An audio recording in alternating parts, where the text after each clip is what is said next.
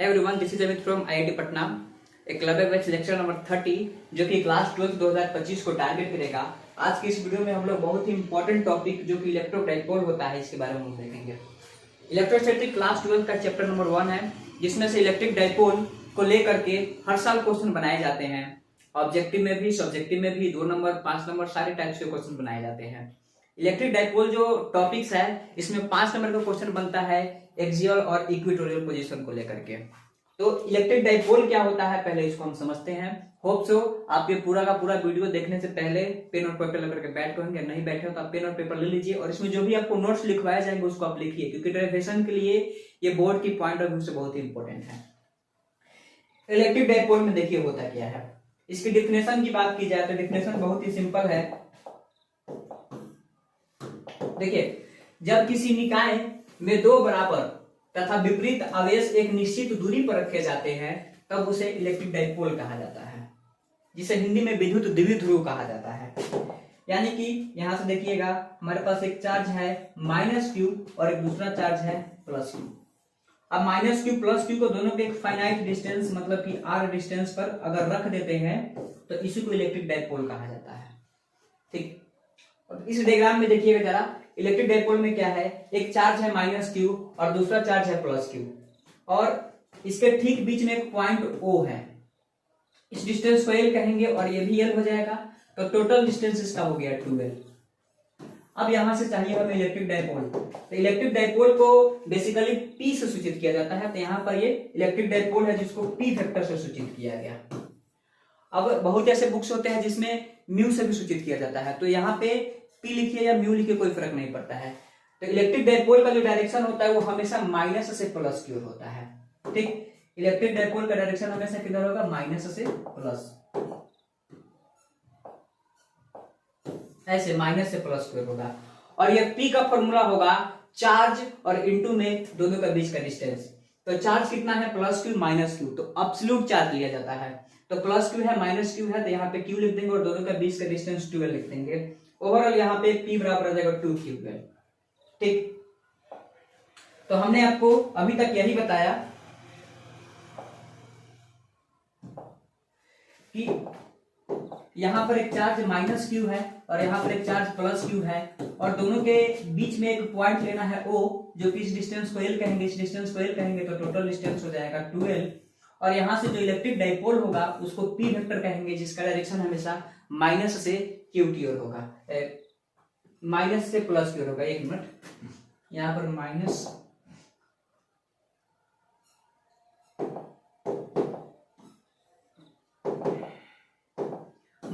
है, -q +q। तो electric dipole का जो डायरेक्शन होगा वो हमेशा किधर होगा, माइनस से प्लस की ओर होगा। और यहां से इलेक्ट्रिक डाइपोल को P से सूचित किया जाता है, तो P का फॉर्मूला हो जाएगा q और इनटू में हो जाएगा 2L। तो this is the formula for dipole moment. ठीक, अब चलिए, अब चूंकि फॉर्मूला यहां पर लिखा गया है P बराबर q इंटू 2L, तो P बराबर जब q इंटू 2L लिखते हैं तो फिर अब इसका ऐसा यूनिट लिख लेते हैं। तो Q का मतलब होता है चार्ज और चार्ज का यूनिट होता है कूलम और 2L डिस्टेंस है, तो डिस्टेंस का हो जाएगा मीटर, तो इसका यूनिट हो जाएगा कूलम मीटर। ठीक है, कूलम मीटर। अब चूंकि इसका डायमेंशन निकालेंगे तो P का डायमेंशन निकालेगा तो कूलम का होता है 80 और मीटर का हो जाएगा L, यानी कि हो जाएगा 80L। ठीक है, अब ये जो P है एक वेक्टर क्वांटिटी है, इसलिए यहाँ पे आप वेक्टर दे दीजिएगा। और आपको पता ही है कि इसका जो डायरेक्शन होता है नेगेटिव चार्ज से पॉजिटिव चार्ज की ओर होता है। ठीक है, तो बहुत ही इंपॉर्टेंट टॉपिक है और खास करके ये वाला चीज, ये जो कूलम मीटर लिखा हुआ है ऑब्जेक्टिव में कितना बार पूछा गया है। इलेक्ट्रिक डाइपोल का ऐसा यूनिट क्या होता है, तो इलेक्ट्रिक डाइपोल का ऐसा यूनिट कूलम मीटर होता है। ठीक, अब चलिए, अब जो यहाँ पे मैं टॉपिक कराऊंगा ये 5 नंबर के सवाल में पूछे जाते हैं कि इलेक्ट्रिक डाइपोल की वजह से इलेक्ट्रिक फील्ड जो क्रिएट होता है उसके बारे में बताइए। तो यहां से आपको हेडिंग डालना है electric field due to electric dipole. ठीक, इलेक्ट्रिक डाइपोल की वजह से इलेक्ट्रिक फील्ड का मान कितना होगा। तो देखिए ये जो इलेक्ट्रिक डाइपोल है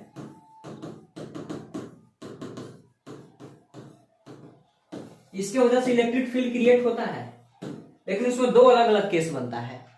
सबसे पहला जो केस होता है ये होता है एक्सियल पोजीशन के कारण, मतलब कि eight axial position.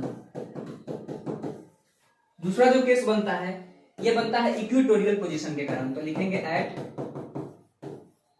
Equatorial position. ठीक है, एक्सियल पोजीशन जिसको अक्षीय स्थिति कहा जाता है,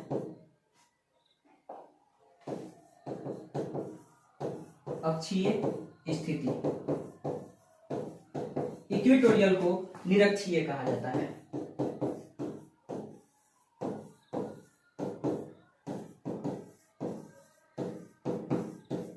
तो दो अलग अलग केस बनेगा। केस 1 में रखेंगे एक्सियल को और केस 2 में रखेंगे इक्वेटोरियल को। अब बारी बारी से आपको बताया जाएगा कि एक्सियल पोजीशन के कारण कितना इलेक्ट्रिक फील्ड जनरेट होता है और इक्वेटोरियल पोजीशन के कारण कितना होता है। तो सबसे पहले यहाँ पे जो डाइपोल बनेगा एक बार एक्सियल पर बनेगा और एक बार बनेगा इक्वेटोरियल पर। तो अब चलिए एक्सियल पर बना करके देखते हैं। यानी कि यहां से हम लेंगे केस 1। केस 1 में क्या लेना है, एक्सियल पोजीशन। अब एक्सियल पोजीशन में क्या होता है कि जिस लाइन में हम चार्ज को रखेंगे उसी लाइन पे हमें किसी पॉइंट पे इलेक्ट्रिक फील्ड निकालना होगा। यहां पे चार्ज रखा गया है -q, यहां पर चार्ज है +q,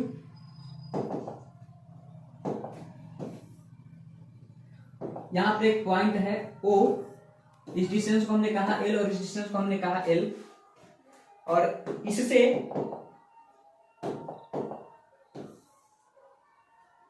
ठीक r दूरी पर एक पॉइंट P है। यानी कि ये जो डिस्टेंस है और ये जो O है इसके बीच का दूरी r है। यहाँ पे जो पॉइंट P लिया गया है और यहाँ पर जो पॉइंट O है इसके बीच का दूरी r ले लिया गया है। तो यहां से हमें बताना है कि E नेट एट P क्या होगा। इसी के एक्सिस पर एक पॉइंट P है जो कि O और P के बीच की दूरी को r कहा गया है। तो इसको कहा जाता है एक्सियल पोजीशन, और इस एक्सियल पोजीशन पर पॉइंट P पर हमें E नेट का मान बताना है। तो इस डाइपोल की वजह से इलेक्ट्रिक फील्ड जनरेट होगा और उस इलेक्ट्रिक फील्ड का मान बताना है P पर कितना होगा। अब चलिए इसको अब सॉल्व करते हैं। देखिए सबसे पहला बात कि आपको ये वाला डिस्टेंस पता करना होगा, -q और इस P के बीच का डिस्टेंस कितना होगा। तो इस डिस्टेंस को r कहा गया है, मतलब कि यहां से लेकर के यहां तक के डिस्टेंस को r कहा गया है, और ये वाला डिस्टेंस l है, ये पूरा डिस्टेंस हो जाएगा r + a। अब चूंकि ये पूरा का पूरा डिस्टेंस r है और इसको l कहा गया है, तो इसलिए ये डिस्टेंस हो जाएगा r - l। ठीक है, और ये बात हम पहले से जानते हैं कि अगर यहां पर एक चार्ज रखा गया है q और इससे r दूरी पर एक पॉइंट P है और इस पॉइंट P पर इलेक्ट्रिक फील्ड का मान निकालना हो तो हम फॉर्मूला यूज करते हैं kq/r²। और एक और बात, ये जो +q होता है इसका जो इलेक्ट्रिक फील्ड लाइंस होता है या इसका जो इलेक्ट्रिक फील्ड का डायरेक्शन होता है ये अवे फ्रॉम दी चार्ज होता है, अवे फ्रॉम दी चार्ज। अगर -q है तो इसमें जो इलेक्ट्रिक फील्ड का डायरेक्शन होगा ऐसे होगा, इसको कहा जाता है टुवर्ड्स द चार्ज।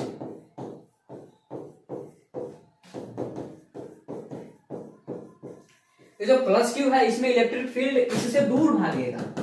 ठीक है, ये सब इलेक्ट्रिक फील्ड का डायरेक्शन है, और ये जो -q है इसमें इलेक्ट्रिक फील्ड इसकी ओर जाएगा, इसलिए इसको कहते हैं टुवर्ड्स द चार्ज।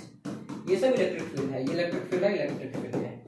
तो इसमें +q में अवे फ्रॉम दी चार्ज लिखेंगे और इसमें टुवर्ड्स दी चार्ज रखेंगे। सेम कंसेप्ट हम यहाँ पे यूज करने वाले हैं। तो ये देखिए, इसको हमने कहा फर्स्ट चार्ज और इसको हमने कहा सेकंड चार्ज।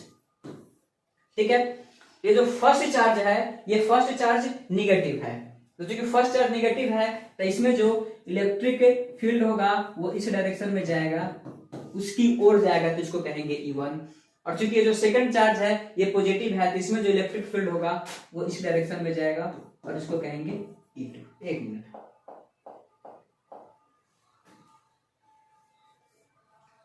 यहां पर P हो गया, पॉइंट P है, और यहां से जो इलेक्ट्रिक फील्ड होगा E2 ऐसे जाएगा। लेकिन यहां से हमें E नेट चाहिए, तो चूंकि E नेट का अगर मान निकालेंगे तो E नेट क्या होगा, तो देखिए इस डायरेक्शन में E2 है और इस डायरेक्शन में E1 है, तो पॉजिटिव एक्स में E2 और नेगेटिव एक्स में E1, तो E नेट का मान हो जाएगा E2 माइनस, और चूंकि E का फॉर्मूला क्या होता है, E का फॉर्मूला होता है KQ बटा R स्क्वायर। तो जब KQ बटा R स्क्वायर रखेंगे तो यहां पर सबसे पहले हमें कैलकुलेट करना होगा E2 का मान। तो E2 कहां है, मतलब इसके वजह से, तो इसके और इसके बीच का दूरी कितना है, R माइनस एल, और इलेक्ट्रोस्टैटिक कांस्टेंट K होता है, इसका वैल्यू 1/4πε0 होता है, इसको 9 गुने 10 के पावर 9 न्यूटन मीटर स्क्वायर पर कूलम्ब स्क्वायर कहा जाता है। ठीक है, इलेक्ट्रोस्टैटिक कांस्टेंट कहा जाता है इन एयर या वैक्यूम कह सकते हैं। तो ये वाला डिस्टेंस R माइनस एल है, तो दूसरा जो चार्ज रखा हुआ है इसके वजह से कितना इलेक्ट्रिक फील्ड जनरेट होगा उसको कहेंगे KQ और बटा में R माइनस एल का होल स्क्वायर। यहाँ पर E नेट बराबर हो जाएगा KQ और बटा हो जाएगा R माइनस एल का होल स्क्वायर माइनस, अब ये जो फर्स्ट चार्ज है और जो पॉइंट है इसके बीच का दूरी R प्लस एल है, तो इसका फॉर्मूला हो जाएगा KQ divided by R plus L का होल स्क्वायर। अब इसको कैलकुलेट करना है, चलिए कैलकुलेट करके देखते हैं।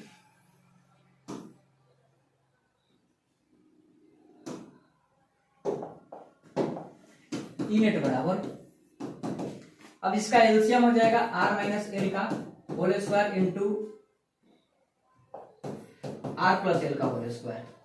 अब ये हो जाएगा KQ into R plus L का होल स्क्वायर माइनस, और यहां से R प्लस एल वाला कट जाएगा तो फिर बचेगा KQ into R minus L का होल स्क्वायर। तो फिर हो जाएगा E नेट बराबर, यहां से KQ और यहां से KQ एलसीएम ले लेंगे तो हो जाएगा R प्लस एल का होल स्क्वायर और माइनस यहां पर जाएगा R माइनस एल का होल स्क्वायर डिवाइडेड बाई, इसको ऐसे लिख सकते हैं R माइनस एल और इंटू R प्लस एल और सबका होल स्क्वायर। ठीक है,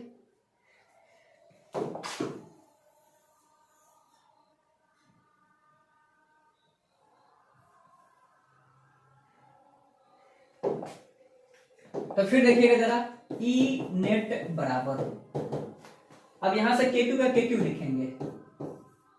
अब ये देखिए A square minus B square है तो A plus B into A minus B, R plus L plus R minus L, तो ये A प्लस बी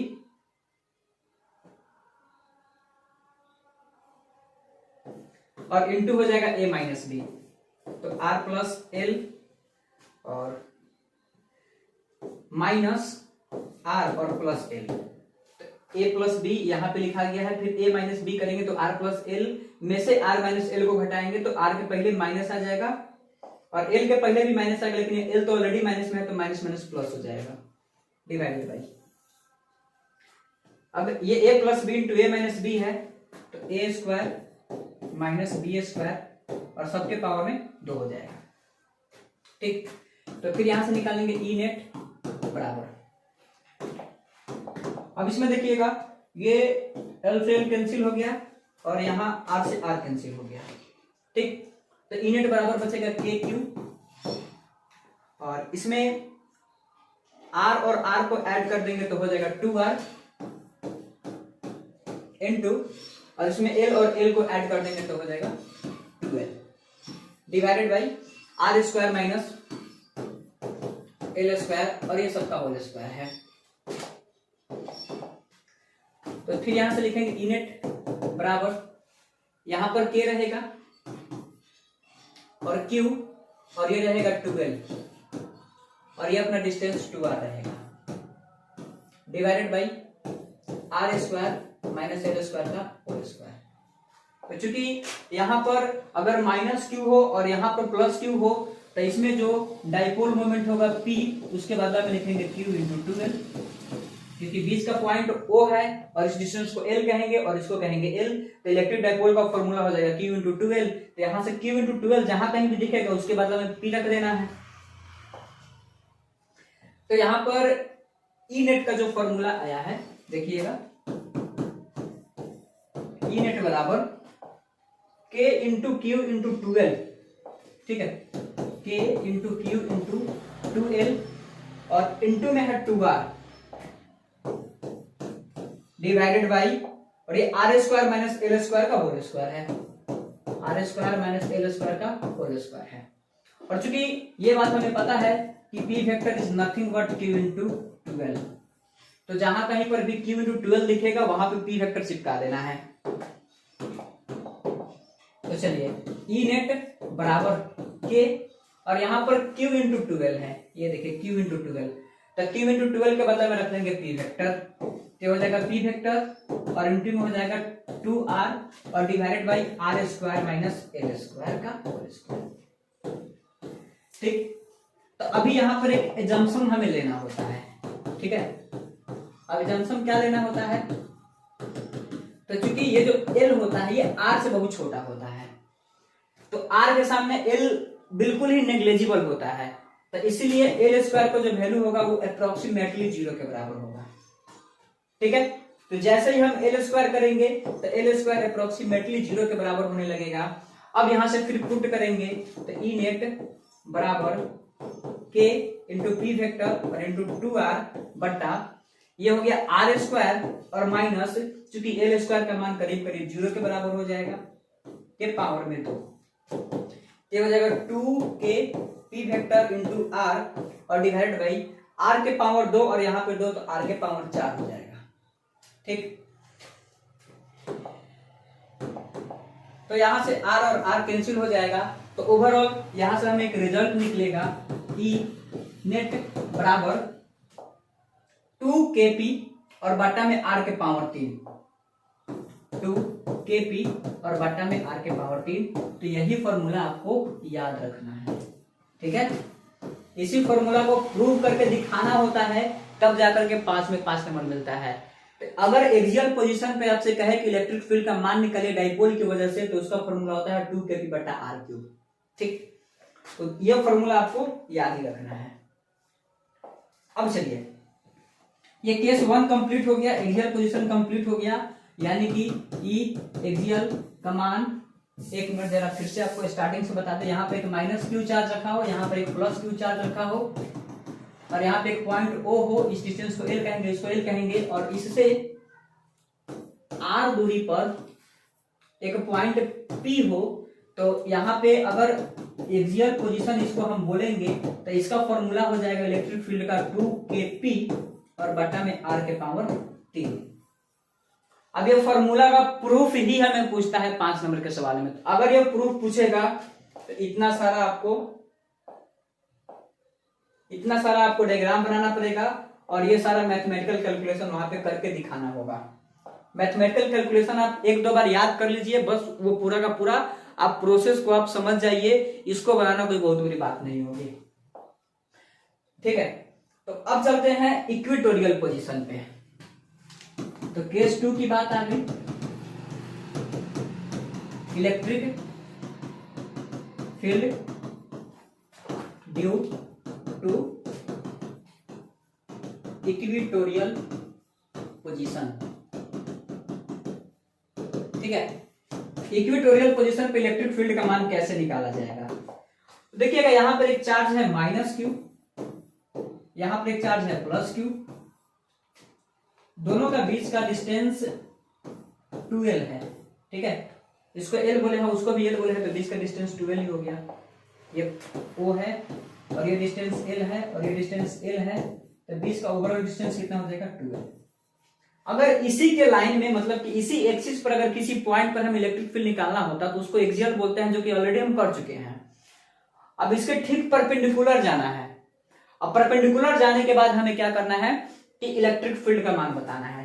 तो देखिए इसके ठीक परपेंडिकुलर हम जाएंगे, यहां से आर डिस्टेंस ऊपर जाएंगे, ठीक, ये आर डिस्टेंस हम ऊपर चले गए, और जब आर डिस्टेंस, एक मिनट, जब यहां से आर डिस्टेंस ऊपर जाएंगे तो यहां पर हमें एक पॉइंट मिलेगा P। अब इस पॉइंट P पर ई नेट का मान बताना है, ठीक है। तो इसको बोलते हैं इक्वेटोरियल पोजीशन, और इसके पीछे मैंने जो डायग्राम बनाया था वो एक्सियल पोजीशन था। तो इस पॉइंट P पर इलेक्ट्रिक फील्ड का मान कितना होगा ये कैलकुलेट करना है। अब चलिए कैलकुलेट करके देखते हैं। ये आर डिस्टेंस है, तो इसमें सबसे पहले तो एक फॉर्मूला आपको पता होगा, इसमें जो डाइपोल मोमेंट होगा P वेक्टर वो माइनस से प्लस की ओर आएगा, और इस P वेक्टर का मान होगा Q इंटू 2L, ठीक है। अभी जो माइनस Q है, इस माइनस Q में जो इलेक्ट्रिक फील्ड का डायरेक्शन होगा वो इसके ओर होगा, इस डायरेक्शन में, क्योंकि आपको पता होगा कि जो नेगेटिव चार्ज होता है उसमें इलेक्ट्रिक फील्ड का डायरेक्शन टुवर्ड्स द चार्ज होता है, ठीक। और इसमें जो प्लस Q है, इसमें इलेक्ट्रिक फील्ड का डायरेक्शन इस डायरेक्शन, एक अवे फ्रॉम दी चार्ज होगा, इस डायरेक्शन में होगा, ठीक है। तो ये डायग्राम आपको समझना पड़ेगा। देखिए मैं फिर से आपको डायग्राम बनाकर दिखाता हूं साइड में। Minus Q charge, plus Q charge, और यहां पे एक पॉइंट O है, इस डिस्टेंस को L कहेंगे, इसको L कहेंगे।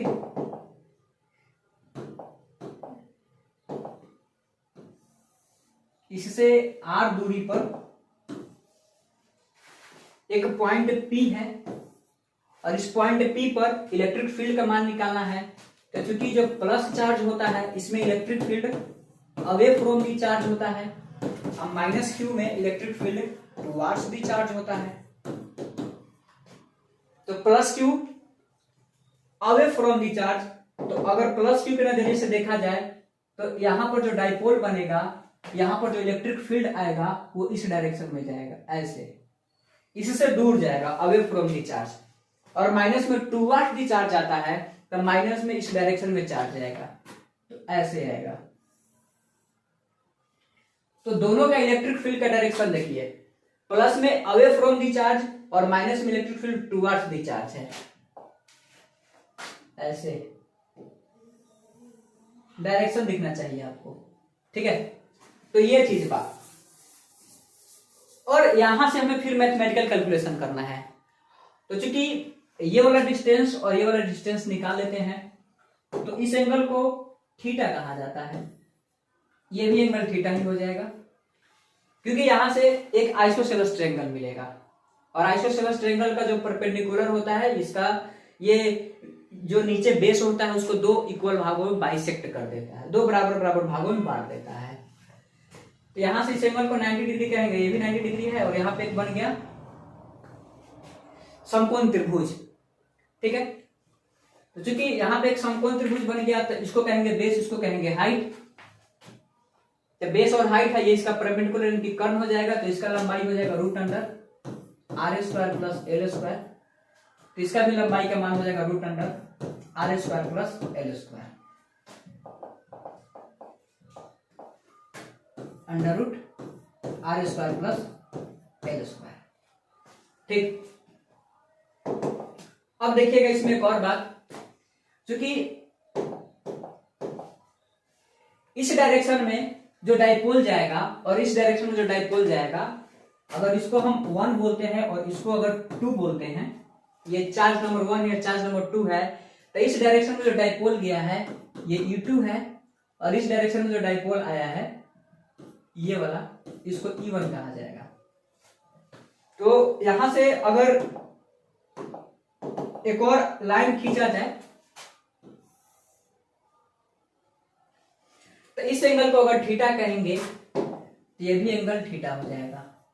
अल्टरनेट एंगल है, एकांतर। जब दो समानांतर रेखाओं की एक तिर्यक छेदी रेखा काटती है तो उनका अंतर एकांतर कोण आपस में बराबर होता है। मतलब कि टू पैरेलल लाइंस को जब एक इंटरसेक्टिंग लाइंस इंटरसेक्ट करती है तो उसका इंटीरियर एंगल आपस में बराबर होता है। ये थीटा है, ऊपर वाला भी थीटा है। अब ये कैसे होगा सो देखिए, E1 का मान होगा के क्यू बटा आर स्क्वायर, तो के क्यू बटा और इसके बीच का दूरी है R square plus L square, तो R square plus L square का स्क्वायर करेंगे, इसका मान हो जाएगा के क्यू और बटा R square plus L square, यहां से स्क्वायर और रूट हट जाएगा। अब E2 कैलकुलेट कीजिएगा तो E2 भी उतना ही आएगा, R square plus L square का रूट और इसका होल स्क्वायर, क्योंकि ये जो E2 है, E2 इसके और इसके बीच के दूरी में भी उतना ही दूरी है जितना कि पहले था, तो यहाँ पर भी वही वैल्यू आएगा जो कि पहले आया है, तो इसको भी हम कहेंगे के क्यू और बटा R square plus L square. तो ओवरऑल हम E1 E2 दोनों को एक साथ E बोल दे रहे हैं और बाद में हम E के बदला में के क्यू बटा R square plus L square रख देंगे, ठीक है। तो अगर इसको हम E बोलते हैं तो ये भी क्या हो जाएगा, E हो जाएगा। अब चलिए जरा इस डायग्राम को, मतलब ये वाला जो सीन है इसको बाहर निकाल लेते हैं, ठीक। तो हुआ क्या था कि हमारे पास एक वेक्टर ऐसे था, दूसरा वेक्टर ऐसे है, इस वेक्टर का मान E है और इस वेक्टर का मान E है। अब बीच का एंगल हमें नहीं पता है कितना है, तो इसको थीटा बोले हैं, ये भी थीटा हो जाएगा। अब क्या करेंगे, ये जो E वेक्टर है इसका कंपोनेंट लेंगे, तो कंपोनेंट आप जानते होंगे कि अगर कोई वेक्टर ऐसे R है और ये थीटा है, तो थीटा जिसके साथ रहता है उसके साथ आता है cos थीटा और एक कंपोनेंट आ जाएगा R sin थीटा। ये जो वेक्टर है जिसका कंपोनेंट मैंने थीटा के साथ cos और जिसके साथ थीटा नहीं था उसके साथ sin और दोनों को परपेंडिकुलर रखा है, सेम कंसेप्ट हम यहाँ पे यूज करेंगे और इसका भी कंपोनेंट निकालेंगे। तो यहां से E का कंपोनेंट लिया जाएगा, तो देखिए E का दो कंपोनेंट होगा, एक इस डायरेक्शन में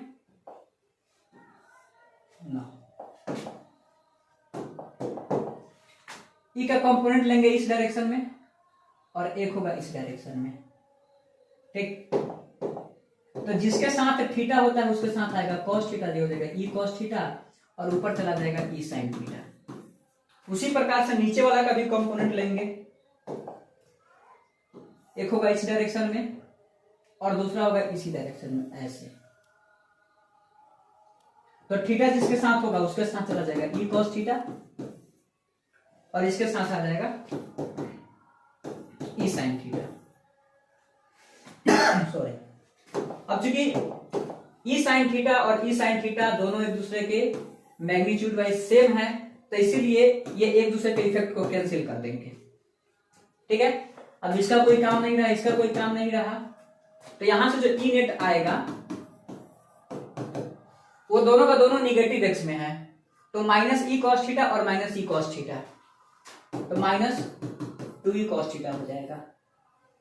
तो E नेट बराबर -2 और यहां से देखिए E के बदला में रखेंगे के क्यू बटा R square plus L square, तो के क्यू बटा R square plus L square into और cos थीटा, तो यहां से cos थीटा बराबर हो जाएगा बेस बटा हाइट, तो यहां से cos थीटा अगर लिखेंगे तो cos थीटा बराबर बेस में लिखा हुआ है L और हाइट लिखा हुआ है under root R square plus L square, तो cos थीटा के बदला में लिखेंगे L बटा under root R square plus L square cos theta. हाँ ठीक है, इतना ही होगा। तो cos थीटा के बदला में लिखेंगे L और डिवाइडेड बाई उतना root under R square plus L square. अब जरा देखते हैं फिर से, E नेट बराबर -2 into Q into L, 2 into Q into L और के भी है इसमें, K divided by R square plus L square और फिर under root R square plus L square, ठीक है। तो इसको ऐसे लिख देते हैं, R square plus L square के पावर में 1/2 लिख देते हैं, तो E नेट बराबर हो जाएगा -k इंटू 2 और माइनस के और यहाँ पे क्यू लिख देते हैं और इंटू में लिख देते हैं 12। तो यहाँ पे जो माइनस है, ये जो माइनस है और ये जो के है और यहाँ का जो क्यू है और उसके बाद ये 12, दोनों को ऐसे लिख देते हैं divided by R square plus L square, और इसका पावर का 1 और इसका पावर का 1/2 दोनों ऐड हो जाएगा तो पावर में चला जाएगा 3/2। तो माइनस के और क्यू इंटू 12 के बदले में लिखेंगे पी वेक्टर डिवाइडेड बाई, और चूंकि हमें पहले से पता होता है कि ये जो एल होता है ये आर से बहुत छोटा होता है, तो इसीलिए एल स्क्वायर का मान करीब करीब कितना हो जाएगा, 0 हो जाएगा। तो एल स्क्वायर के बदले में 0 रख देंगे तो आर स्क्वायर, और इसके पावर में 3/2 है तो यहाँ पर 3/2 और ये 2 कैंसिल हो जाएगा। तो यहां से वैल्यू आएगा माइनस के पी और बटा में आर के पावर 3। तो यहां से ई नेट का जो वैल्यू आया वो आ गया माइनस के पी और बटा में आर के पावर 3 आ गया। तो ये चीज आपको याद रखना है। अगर एक्सियल पूछेगा तो इसके पहले मैंने बता दिया, अगर इक्वेटोरियल पूछेगा तो ये वाला फॉर्मूला।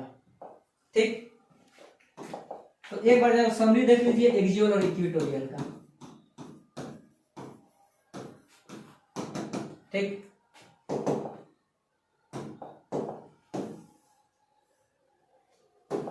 एक तरफ रहेगा एक्सियल और एक तरफ रहेगा इक्वेटोरियल। एक्सियल में डायग्राम कैसे बनता है, ऐसे minus Q plus Q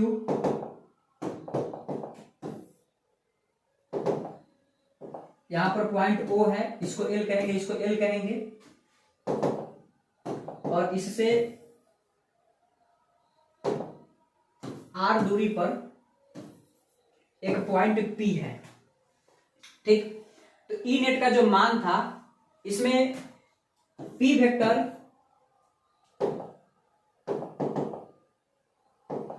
minus से क्यू की ओर था, और इसमें जो ई वेक्टर था मतलब कि इसका जो ई नेट आया था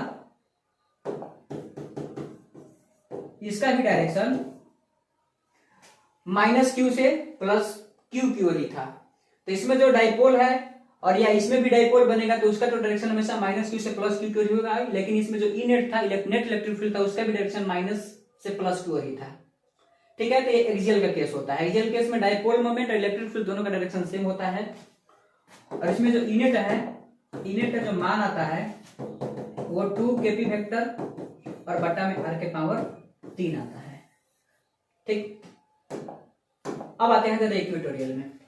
यहां पर माइनस क्यू है, यहां पर प्लस क्यू है,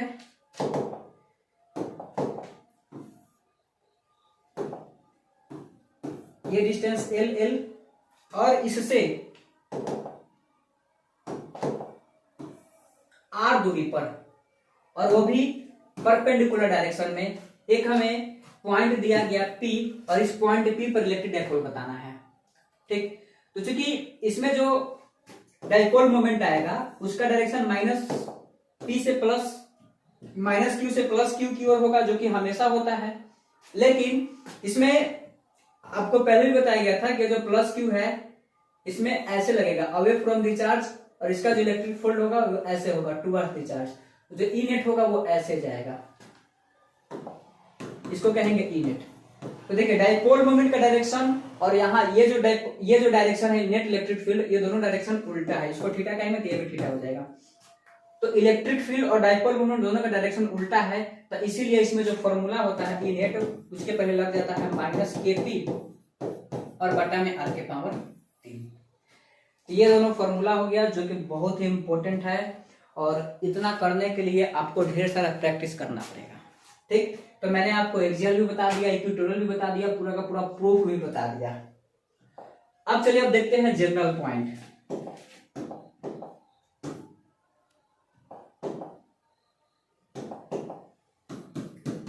electric field due to general point. अब जनरल पॉइंट के कारण कैसे इलेक्ट्रिक फील्ड निकाला जाएगा उसको देखिए। कोई सा भी जनरल पॉइंट ले लेना है और उसके वजह से इलेक्ट्रिक फील्ड का मान बताना है। यहाँ पर एक चार्ज रखा गया माइनस क्यू, यहाँ पर एक चार्ज है प्लस क्यू। ठीक, उसके बाद यहाँ पर एक पॉइंट O है, ये वाला डिस्टेंस L और ये वाला डिस्टेंस L है। अब फिर क्या होगा, इस एंगल को थीटा कह दिया जाए तो ठीक इससे r दूरी पर इलेक्ट्रिक फील्ड का मान कितना होगा। ठीक है, ये क्वेश्चन पूछा गया है, तो ये तो जनरल केस बन गया। अगर थीटा बराबर 0 ले लीजिएगा तो बन जाएगा एक्सियल, अगर थीटा बराबर 90 डिग्री ले लीजिएगा ये बन जाएगा इक्वेटोरियल। ठीक, तो यहां से आपको पता होगा कि इलेक्ट्रिक डाइपोल जो होगा वो P वो इस डायरेक्शन में जाएगा। इलेक्ट्रिक डाइपोल का जो डायरेक्शन होता है P वो ऐसे होता है। ठीक, इसको क्या कहा जाएगा, P कहा जाएगा। अब P को क्या कर देंगे हम, दो हिस्सा में तोड़ देंगे। P को एक बार इस हिस्सा में और एक बार इस डायरेक्शन में, तो जिसके साथ थीटा रहेगा उसके साथ आएगा cos, तो ये हो जाएगा P cos थीटा और ये हो जाएगा P sin थीटा। ठीक है, तो P cos थीटा और P sin थीटा आ गया। ऐसे ऐसे करके, और चूंकि यहाँ पर भी ढेर सारा डेरिवेशन होता है तो उस डेरिवेशन को मैं नहीं बता रहा हूं, यहां से डायरेक्ट मैं आपको बताऊंगा इनेट का फॉर्मूला। इनेट का फॉर्मूला होता है KP बटा R³ under root 1 plus cos square theta. ठीक है, यानी कि अगर आप इससे ठीक कुछ दूरी पर जाइएगा तो आपको इस प्रकार से, इस डायरेक्शन में आपको E एक्सियल मिलेगा और इस डायरेक्शन में आपको E इक्वेटोरियल मिलेगा। ठीक है, और इसके ठीक बीचों बीच यहां से एंगल अल्फा पर E नेट मिलेगा, और यही E नेट का मान मैंने यहां पर लिखा है KP बटा R³ under root 1 plus cos square theta. अब ये जो tan अल्फा होता है ये 1/2 इंटू tan थीटा के बराबर होता है। ठीक है, अब ये सारा डायरेक्ट आपको रिजल्ट याद रखना है। जब एक बार थीटा का मान इसमें आप 0 भरोगे तो एक्सियल वाला फॉर्मूला मिल जाएगा, और 90 डिग्री भरोगे तो फिर इक्वेटोरियल वाला फॉर्मूला मिल जाएगा। तो यहां से पूरा का पूरा कहानी खत्म हो गया। एक्सियल मैंने बताया आपको, इक्वेटोरियल बताया, फिर मैंने आपको जनरल पॉइंट बताया। अब और भी कुछ यूज है डाइपोल का। देखिए, मान लेते हैं कि कहीं पर इस तरीके से इलेक्ट्रिक डाइपोल है,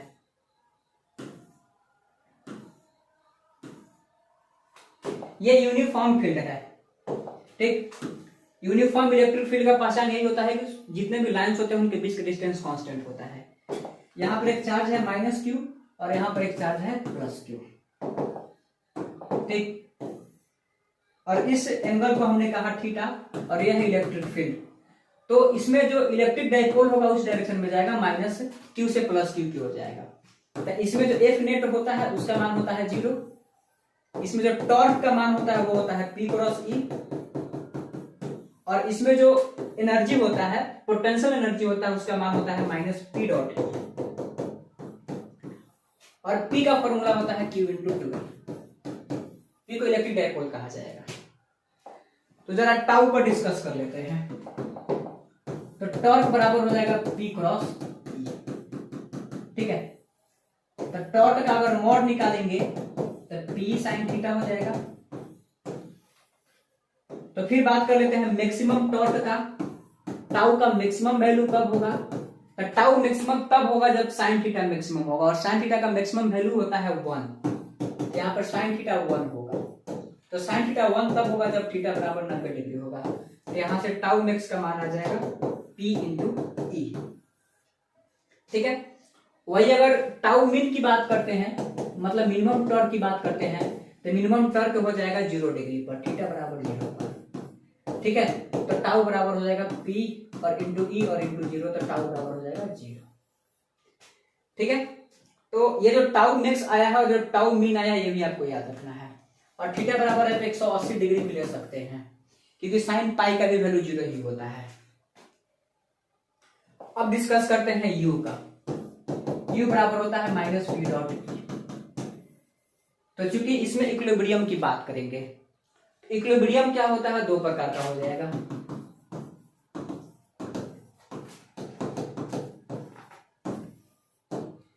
यहां पर एक आ जाएगा स्टेबल इक्विलिब्रियम और एक हो जाएगा अनस्टेबल इक्विलिब्रियम। तो स्टेबल इक्विलिब्रियम कब आएगा, तो स्टेबल इक्विलिब्रियम तब आता है जब पोटेंशियल एनर्जी का मान मिनिमम होता हो अनस्टेबल इक्विलिब्रियम तब आएगा जब पोटेंशियल एनर्जी का मान मैक्सिमम होता हो।